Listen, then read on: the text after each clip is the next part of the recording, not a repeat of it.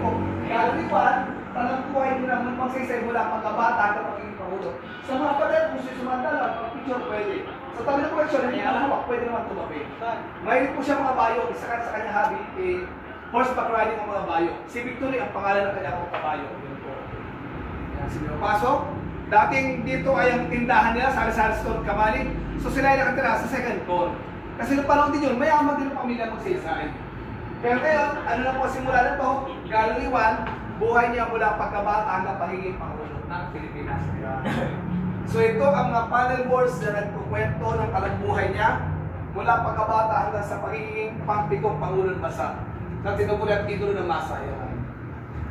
Sinasabi ko sa mga lagunin nyo kung si ano naman ay popular, wala namang presidente tinubulat idolo ng masa. Opo. Meaning makamahirap, yan, kahit mayaman.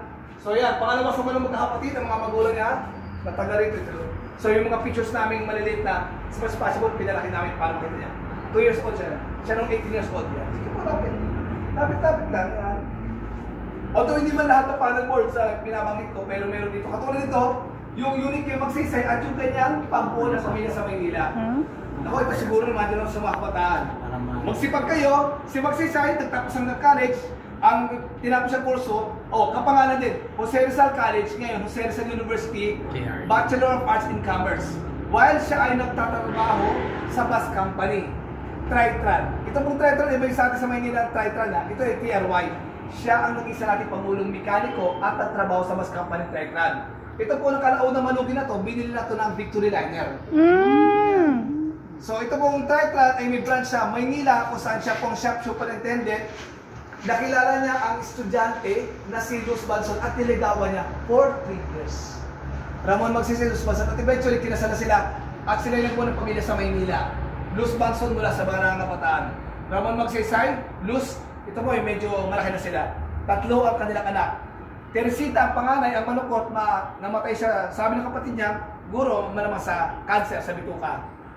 Panganay Teresita, patay na at age of 45. Itong dalawa ay buhay pa po hanggang ngayon. Mga Milagros, 87 years old, nakatira sa Wakwak sa Mandaluyong. At ito baka nabuto na nanay, tatanay, dating Senador Ramon Magsaysay Jr. Jun Magsaysay. Retire na siya, pero sa Bayi Laguna, meron siyang negosyong gatas. Minsan binibili ko sa Kamuning Bakery, ang brand na kanyang gatas, Holy Fresh Milk. Pero I don't know, baka natikman nyo na yung ice cream ng Artificial Jun, yung medyo mahal ice cream, ang pangalan, Carmen's Best. So anak ni Sir Jun Magsaysay, si Sir Francisco Paco, siya ang may-ari ng Carmen's Best Ice Cream kasi ang anak ni Sir Paco ay si Carmen. So pinangalan niya sa anak niya. Pero ganda ka naman sigurado may hindi makakarikol yung mga bata. Ito makakarikol. May pamangkin si Presidente, Jose Magsaysay Jr. o Jomag, siya ang co-founder ng hilig ng mga taong patatas ngayon, Potato Corner. Wow! So in short, the Magsaysays were business-minded people. Sa likod nyo kasi, meron kaming araro dyan na original at mga furniture sa taas. Ang kanilang negosyo po nun, pandayan at carpentry shop. Kung saan tumutulong si Magsaysay at ang kanilang produkto nun, araro, kalesa at mga kalitong pang-deliver. Ito po dati sa Sari-Sari Store, dyan ay Kamalig. So nakatira sila noon, sila sa second floor. Yan iba pa mga panel boards na nagpukwento ng pagbuhay niya. Parte na pagiging guerrilla, bali na ginamit siya ng guerrilla, caliber 45, 15 pesos. Pwede naman sumanda kung gusto nyo isabay. Kasama na rin po na pag-picture ng video rin. So talambuhan niya mula pagkabata, although konti ang artifact namin na siya guerrilla.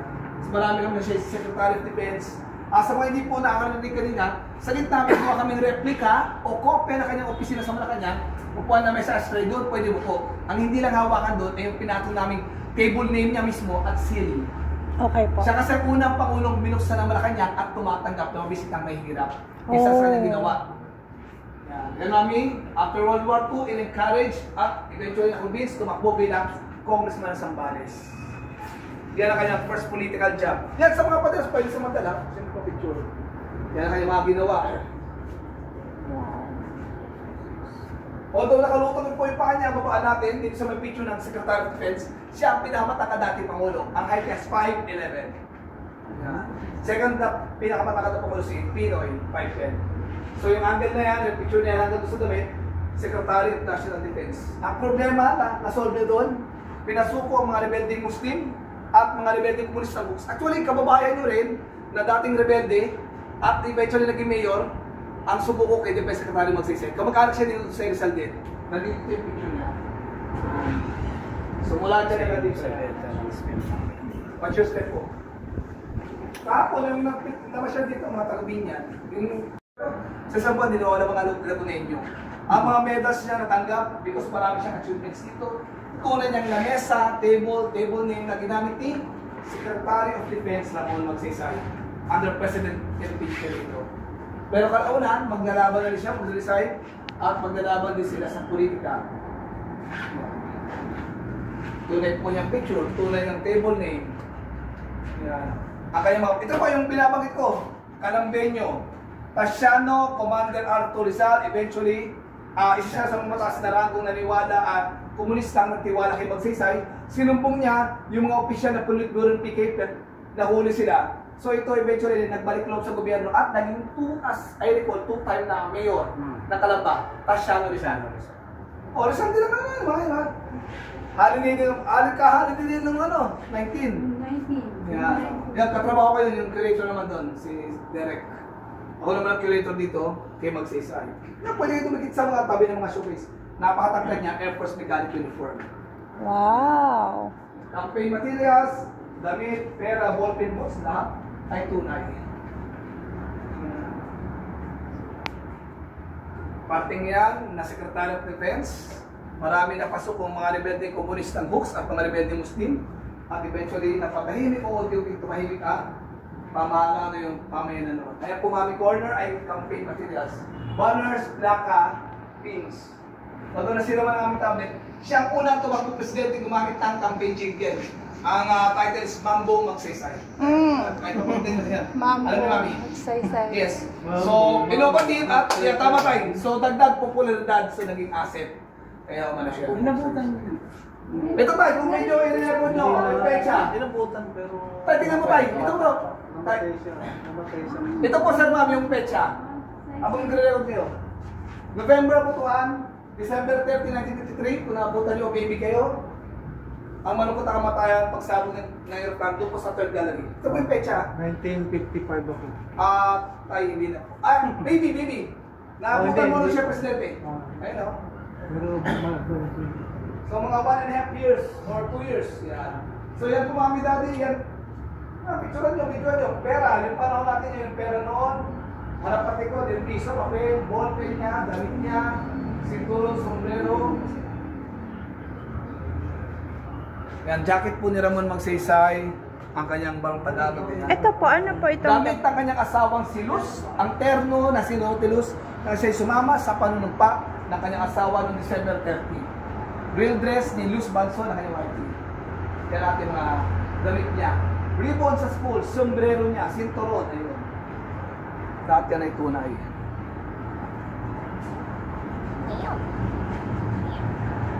Buti hindi nasisira.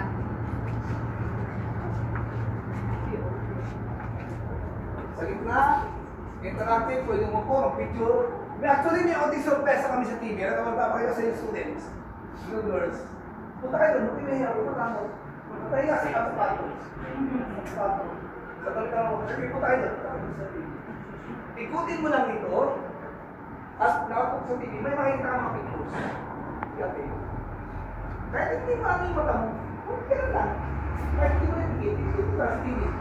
Ikutin mo. Ganyan ka na, di ba? Okay, ito ba lang? mga sinauna na yun.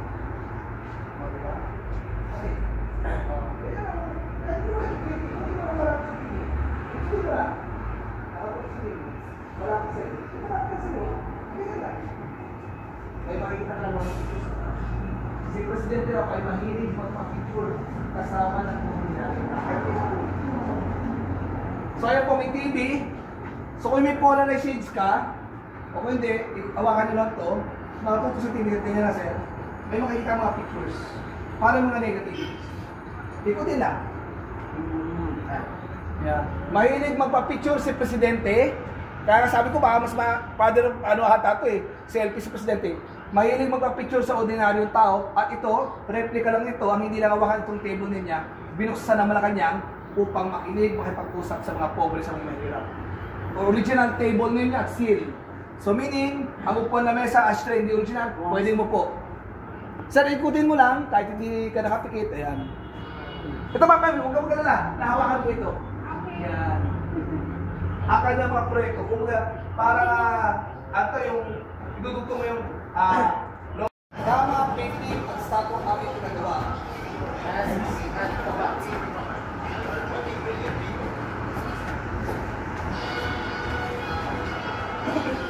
Yung panahon yung series, may mas doon eh. Hindi mo inatulong, may kaya kang pagkita. Doon, passion ng malalaki. Oh, may pasok kami. Eh, lumaglalakad niya. Gusto nyo makita yung kama niya, naluto yung kama niya. Rumarok, ikot sa patunahe, lumang na mesa. Gusto nyo magpapicture sa tabing statue ng pamilya ng Cesar, kung hindi hawakan, pwede dito, mamaya, sarap kayo. Eh, may kama yung cellphone. May cellphone, sa loob. Sige. Wala naman tatapakan natin, pwede ko malis yan pa. Pwede ko malis yan, sir. Tingnan lang naman, hindi may palo, pero pwede. Lumang ko pala yung box yung kama niya. Yung mga kasya, yan. Yang sino mo picture siya sa tabing pamilya ng Cesar. Kaya sa pagpunahin, pwede. Yung mga kapal. Hindi na po ganito yung arrangement, halo-halo na po yan, na kung sila na ginamit ng pamilya ng Cesar. So yan yung Lord, ang kanila, aman, mga kasya, ang kaya ng sa mga Diyos. Ito ang kami, aman, kasi ako, ang kaya ng siya. Kaya yan ang tubig ng kasya.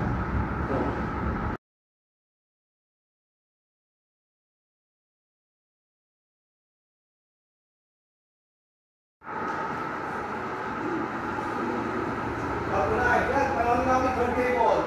May mga plaka ng panahon yun.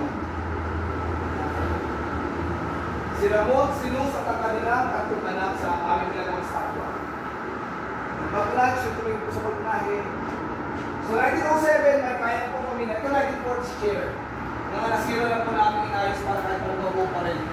Project na po po nila na muli yung matao. Butaka o rocking chair na mahabang pa o yung pwede mo ipatong puno ng pamo.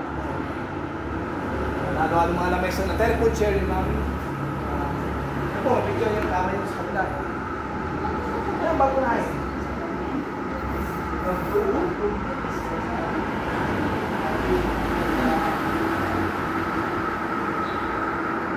Drawing machine, pang-exercise po. Kaya tayo. Drawing machine ang parang nasasabuan. Ito yung web, ito yung slide, ito yung paa, alam ko may hindi tayo makamay. Pinatagal ko na ito yung makamay kasi pinakagin, nasasabuan sa kanagin. Okay. Parang mawakala. Lumang turntable, lumang painting, yan po. Close lang.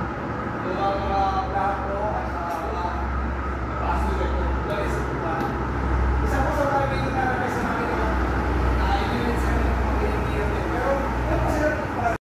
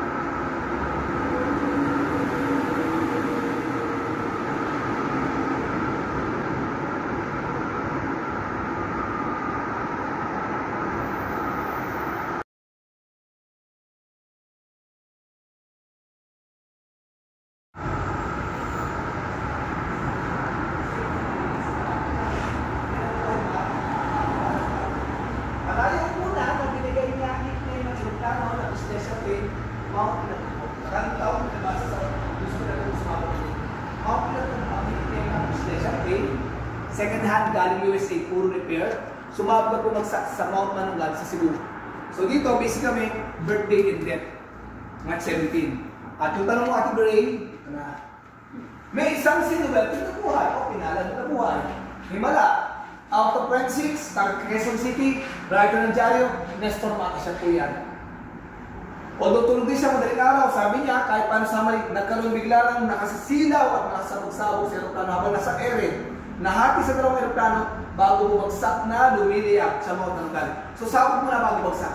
Ang official po na tinanggap ng CAAP after different tiring ng cost, technical. Nasirang drive shaft ng engine generator.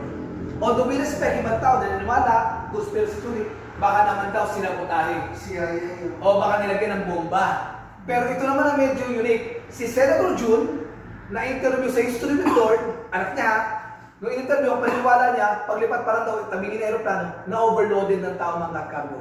So mamili na po kayo kung paniniwalaan niyo, in the end, patay pa rin po ang ating mahal na Pangulo sa edad lang na 49. Oh. Nasunog po ang iba't ibang bahagi ng katawan niya, ito lang po ang sinulente ng buhay, out of 26. Yung mga nag-uuling, nagkakahingi, nakakita ng kalang bakay. Ito, sir, ito, kamamatay lang ito, 2018, 92 years old.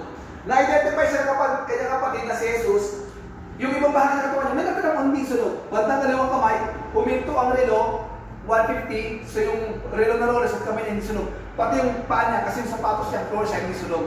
So yung aming collection at yung relo at sapatos niya, nasa Ramon Magsaysay Award Foundation. So ito na po. Balot ang kanyang magkain, dinala sa Maynila, kahit po. Sarado ang kabaong. Sa baba, may floor shine kami. Baka nagtawa niyo kanina. Tapos? Apo sir. Meron ako. Ayan, pares kayo. Nabili ko sa iyo. Pero sir, sa mall, meron pa rin floor shine ngayon sa mall. At saka, marami kaming collection din sa mga sa floor shine.